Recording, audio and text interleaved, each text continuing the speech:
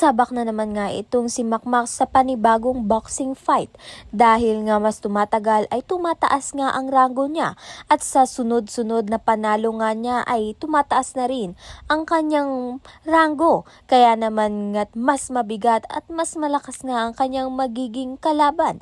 Kaya naman nga't ang trabaho nga nito ni Nonoy ay puspusan nga sa pagtitraining.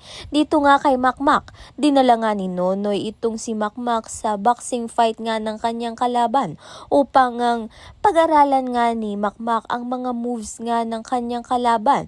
Dahil dito, malalaman at magkakaroon na nga ng teknik itong si Makmak para sa kanilang boxing fight.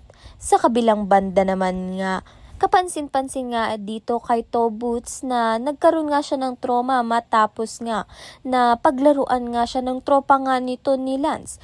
Dahil dito, kapansin-pansin nga ni Jolly at Makmak na iritable nga itong si Toboots dahil nga malaking trauma ang naiwan sa kanya. Kaya naman nga't madalas nga siyang sinasamahan ni Jolly at Makmak at kinakapusta palagi. Kaya naman nga't yan at iba pa ang dapat nating pakaabangan. Maraming salamat sa iyong panunood.